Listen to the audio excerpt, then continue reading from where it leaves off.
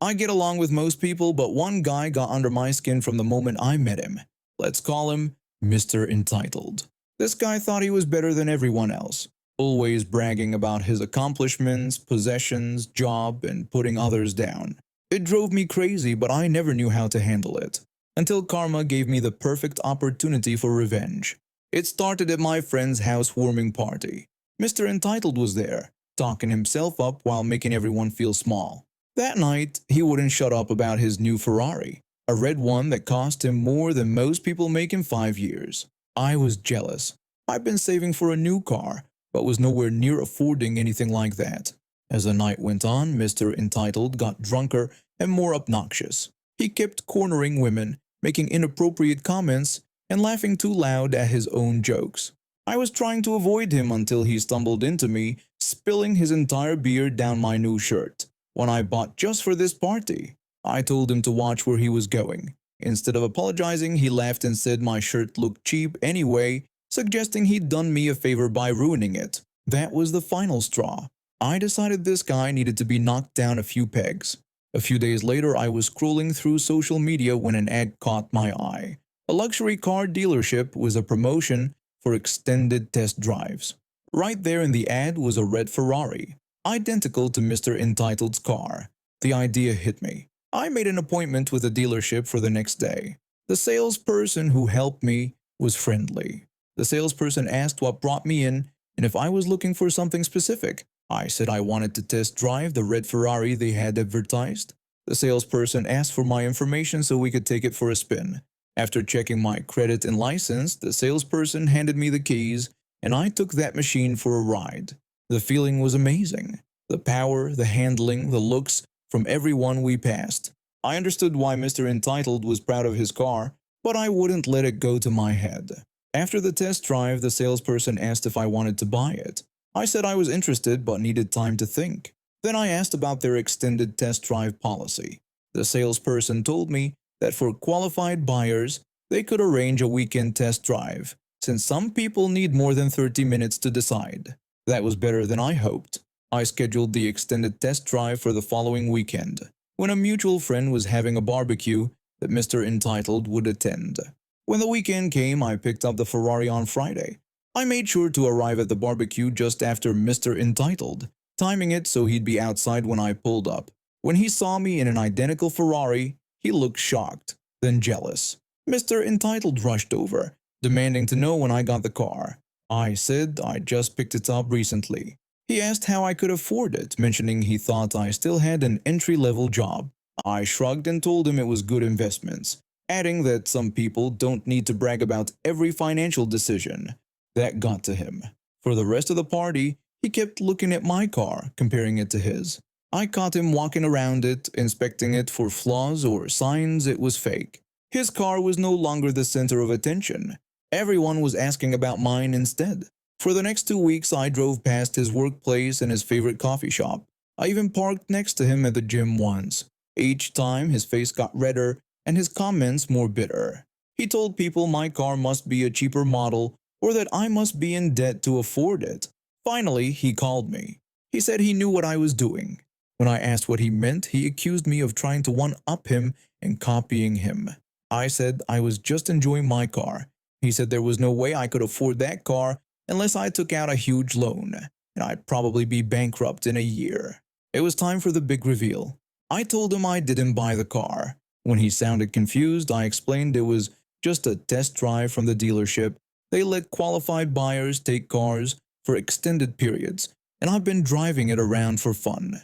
I told him I had to return it tomorrow, and while it was a nice car, it wasn't worth going into debt for or bragging about. He hung up. I returned the car the next day, thanking the salesperson for the extended test drive. But here's where the story takes a turn. The salesperson told me I handled the car well. Most people who test drive these are nervous or too aggressive. The owner noticed me when I brought it back and was impressed. They were looking for someone with good car knowledge to join their sales team and asked if I would be interested in interviewing. I'd always liked cars but never thought I could work with them without special training. I went for the interview the following week and got the job on the spot. That was 6 months ago. Since then, I've been working at the luxury dealership, learning about these machines and making sales that doubled my previous income. The employee discount program will help me afford my own luxury car soon, though something more practical than a Ferrari. Mr. Entitled still drives his Ferrari, but it's not as impressive now. Every time he sees me driving a different luxury car, perks of the job include rotating demo vehicles, I can see the jealousy in his eyes. I never had to go into debt to get my revenge. That weekend test drive wasn't cheap even with the deposit, but it led to a career I love. Last summer, I was living in a small Midwest town after graduating college.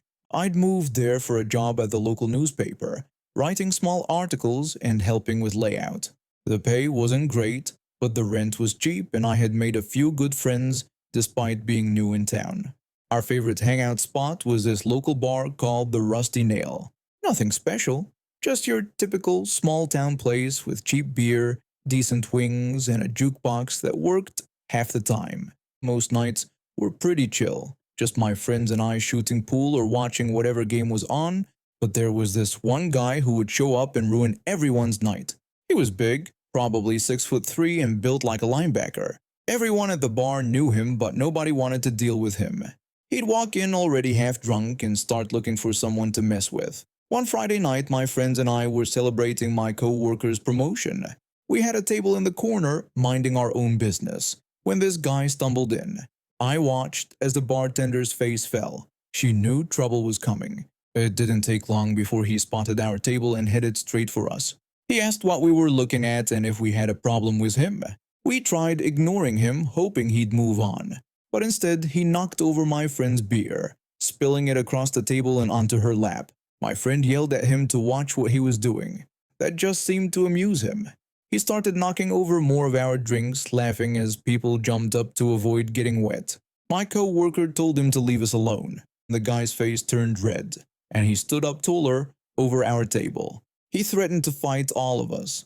The bartender shouted about calling the police, but we knew better than to wait. We gathered our things and headed for the door. As I was walking out, I felt a hard shove from behind that nearly sent me falling. I told everyone to keep moving. We hurried down the street, but I could hear footsteps behind us. He shouted that we weren't getting away and that he would find us. We ran until we reached my car a few blocks away. We got in and I drove off as fast as I could.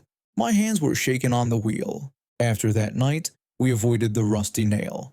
It wasn't worth running into that guy again. But in small towns, we kept hearing stories about him. He'd moved on to bothering people at the local park, scaring families, and picking on teenagers who were just trying to skateboard or hang out. That's when I made a plan. It was a hot Saturday when my roommate and I went to the park with 2 Super Soaker water guns we'd bought at the dollar store. We filled them with ice-cold water and waited on a bench near the playground where kids were playing. Around 3 p.m., he showed up. I could tell he was already drunk. He started yelling at some teenagers to get off the basketball court because he wanted to use it, even though they were in the middle of a game. We walked up behind him. I asked if he wanted to cool off. Before he could turn around, we started spraying him, soaking his shirt and pants. He looked shocked. He tried grabbing our water guns, but we kept moving and spraying. He told us to stop. We didn't. Parents were gathering their kids and moving away, but nobody tried to help him. Everyone was happy to see him getting what he deserved. After about 2 minutes, he was completely wet, shivering despite the summer heat. He asked us to stop, saying he was sorry, but I wasn't done yet. I asked if he still wanted to fight. He got mad and came at me, but the grass under his feet was wet and slippery. His legs went out from under him, and he fell on his back with a loud thud. Everyone at the park laughed. I told him he wasn't so tough, and next time he should think twice before picking on people. He got up and walked away, wet and embarrassed. For a few weeks, the park was peaceful. No sign of him anywhere. I felt like a hero, though I kept the story to myself. Then one evening I was walking home from work when I saw him across the street with 3 other guys. My stomach dropped when they saw me too. He told his friends I was the water gun guy and they should mess me up. They crossed the street, blocking my path. I asked what they wanted. He stepped forward, smelling like alcohol, and said he would teach me a lesson. He swung at my face. I ducked. He kept throwing punches that were powerful but sloppy. My heart was pounding, but I kept dodging. After a few missed swings, he stumbled forward. I tackled him to the ground. We hit the sidewalk hard, and I pinned him down using a wrestling move from high school. His friends moved toward us, but I looked up at them. I warned them to back off or I'd call the police. I kept him pinned until he stopped fighting. When I let him go, he got up and walked away with his friends, not looking back. I never saw him at the park or the bar again. Word around town was that he got arrested for drunk driving a few weeks later and had to move back in with his parents in another state. The Rusty Nail became our regular spot again, and the bartender gave me free drinks sometimes. It all started when I moved to a new town. I was excited to start fresh, meet new people, and explore the area, but things didn't go as smoothly as I hoped. After graduating college and landing a remote job in graphic design, I figured a change of scenery would help me break out of my shell. The small coastal town seemed perfect. Affordable rent, beautiful scenery, and friendly locals according to travel blogs. I quickly realized that there was a group of people in my neighborhood who were cliquey and exclusive. They had their own little circle of friends, and they made it clear that they weren't interested in letting anyone new in. At first, I tried to be friendly and make small talk with them when I saw them around, but they always seemed to give me the cold shoulder, or even ignore me. It was frustrating and hurtful, but I tried not to let it get to me. One day I was walking my dog in the park when I overheard a conversation between two of the clique members. Let's call them Karen and Rachel. I heard Karen complaining about how annoying it was that I kept trying to talk to them. She said they had better things to do than hang out with me. Rachel agreed with her and made fun of the way I dress, calling my style basic. I felt my face flush with anger and embarrassment. Who were these women to judge me based on my clothes and try to exclude me? I decided I was going to get revenge. Over the next few weeks, I kept a low profile and watched the clique's behavior. I noticed that they were really into social media, constantly posting pictures and stories about their outings.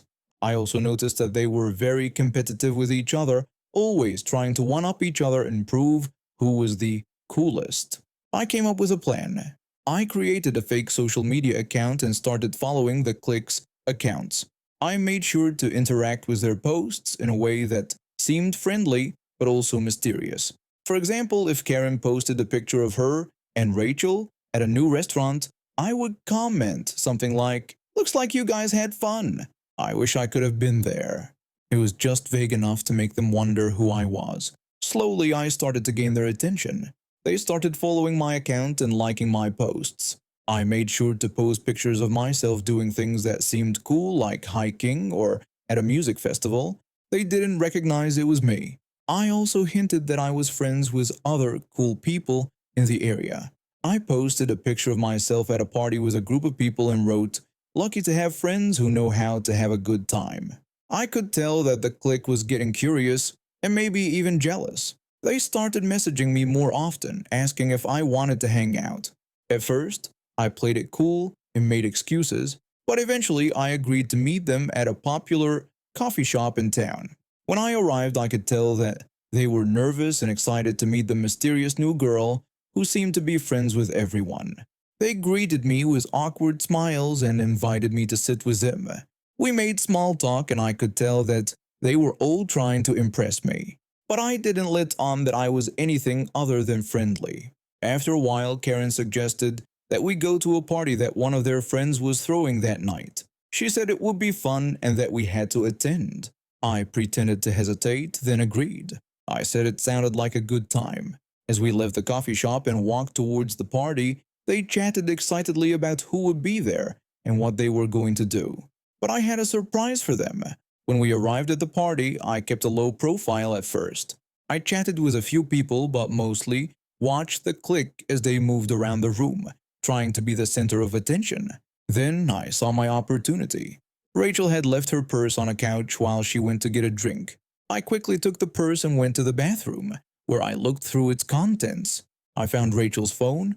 I opened the group chat that the clique was using to plan their outings. Then I sent a message that would change everything. I wrote a message pretending to be Rachel, revealing that I was the same girl they had been trying to exclude. I told them I'd been playing them this whole time. I waited for a response, feeling nervous about what would happen next. Then, the messages started coming in. Karen texted back asking if I had really been tricking them. Another clique member texted asking why I would do that, claiming they were just trying to protect their group. A third member texted that they couldn't believe I would do this and called me a fake. I smiled to myself. It was working. I put Rachel's phone back in her purse and left it where I found it, then rejoined the party like nothing happened. Within minutes, I saw the chaos unfolding. Rachel returned to find her phone with lots of notifications. The clique members were looking at each other across the room. Some looked angry, others looked embarrassed. Rachel pulled Karen aside, and I saw them having an intense conversation. Rachel was showing Karen her phone, shaking her head. Rachel was saying she didn't send the message and that someone must have taken her phone. Karen was asking who could be doing this. They both looked around the room, their eyes eventually landing on me. I gave them a small wave and a smile before walking out of the party. Over the next few days, the clique members started reaching out to me, asking me to explain myself and apologize. But I just laughed it off and said that they had gotten what they deserved. I told them they were quick to judge me just because of the way I dressed or talked. I explained that they never gave me a chance, so I decided to teach them a lesson. The clique members eventually gave up trying to get me to apologize, and in the end, I felt like I had won. My mother-in-law can be a bit sensitive, but what happened on Good Friday last year still makes my wife and I laugh. It had been a tough week for both of us. I work in retail management, so I'm always on my feet dealing with customers who think the world revolves around them. My wife works as a nurse at the local hospital, and she'd been doing extra shifts because they were short-staffed. We were both wiped out. Good Friday was perfect timing. We both had the day off and planned to do nothing until mid-afternoon.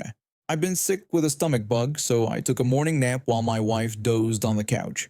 She hadn't slept well because the neighbors were loud. I woke up feeling better around noon and found my wife making tea in the kitchen. I told her she looked tired and asked if she got any sleep. She said she only got about 3 hours because of the neighbors. I told her to try napping after her tea, and she said she would after using the bathroom. She went to the bathroom while I made toast. Then I heard her groan from the bathroom. She called out, asking if I was kidding. When I asked what was wrong, she said her mom texted asking if she was still sleeping with caps on, still, like she was some lazy teenager.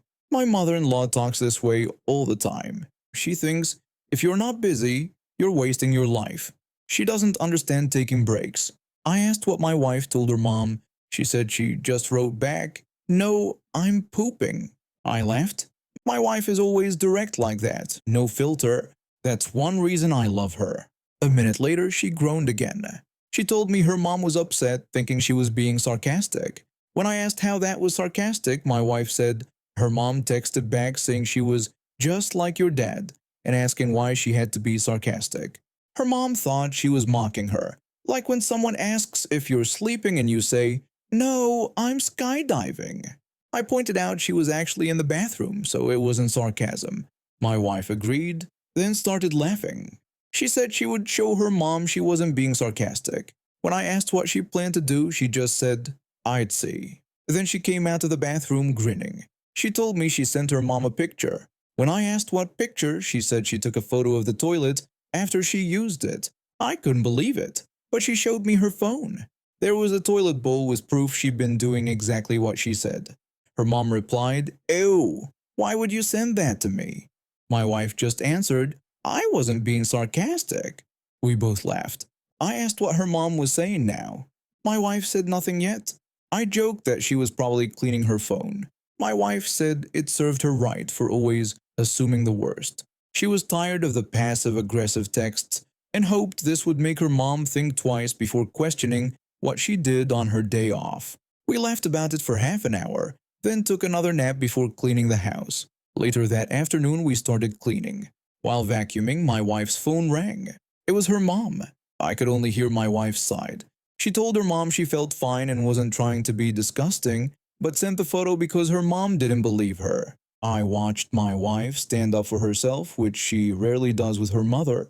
She told her mom she was tired of the passive-aggressive comments and asked her to talk normally without judging. She explained they slept late because they had a rough week and needed rest. Before hanging up, she said she loved her mom but asked for no more judgmental texts, promising no more toilet pictures. After hanging up, she looked relieved. She told me her mom actually said sorry and promised to be less judgmental. The toilet pic shocked her into awareness. I said who would have thought a poop picture would improve family communication, and my wife said sometimes you have to fight fire with, well, you know. We finished cleaning and ordered takeout, feeling good despite doing almost nothing all day.